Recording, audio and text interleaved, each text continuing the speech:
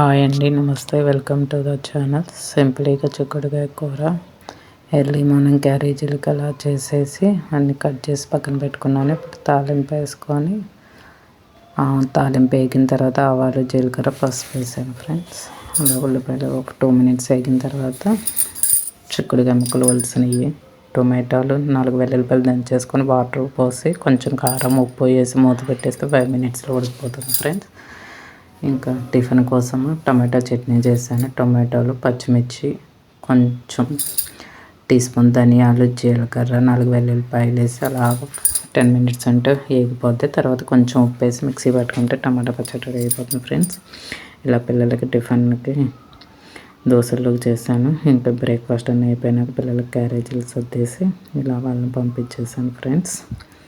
మా పాప 10th చదువుతుంది. 7:30 కల్లా వెళ్ళిపోతుంది. తన కోరమనపాలెం రవీంద్ర భారతిలో చదువుతుంది ఫ్రెండ్స్.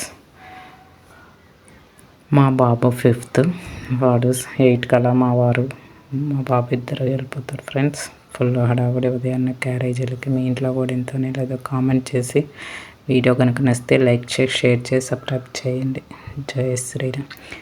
ఇలా ఈవినింగ్ పాలక చపాతీ చేశాను డిన్నర్కి. ఆ రోజు ఎక్కువ తరచుగా అలా చపాతీలు చేస్తూ ఉంటాను.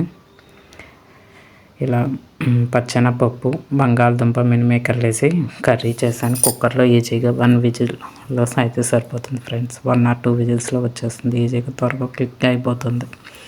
ఇలా నేను ఎక్కువ చపాతీ కర్రీలన్నీ కుక్కర్లోనే చేస్తుంటాను ఫ్రెండ్స్. అలా అన్నీ తీసుకొని కుక్కర్ పెట్టేసుకొని ఆయిల్ వేసి, ఆయిల్ హీట్ ఎక్కిన తర్వాత జస్ట్ ఆవాలు, జీలకర్ర తాలింపు వేసుకుంటే సరిపోతుంది ఫ్రెండ్స్. కరివేపాకు వేగిన తర్వాత కొంచెం పసుపు యాడ్ చేసుకోవచ్చు. పసుపు యాడ్ చేసుకొని ఫస్ట్ అయినా వేసుకోవచ్చు, ఎలా అయినా వేసుకోవచ్చు ఫ్రెండ్స్. ఇలా ఉల్లిపాయలు, గ్రీన్ చిల్లీ, అల్లం వెల్లుల్లి పేస్టు, పసుపు, ఉప్పు, కారం అన్నీ 1 by 1 యాడ్ చేసుకొని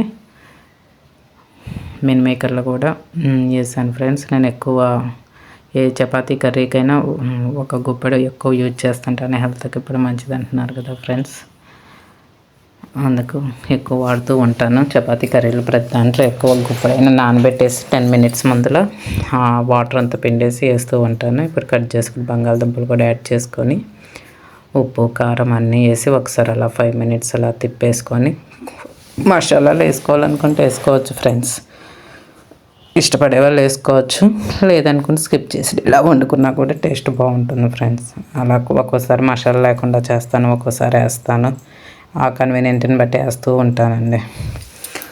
అలా కుక్కర్ 2 విజిల్స్కి మెత్తగా ఉడికిపోతుంది ఫ్రెండ్స్. కొంచెం వాటర్ వేస్తే ఇలాగ రెడీ అయిపోతుంది. చపాతీకి రెడీ, డిన్నర్ రెడీ.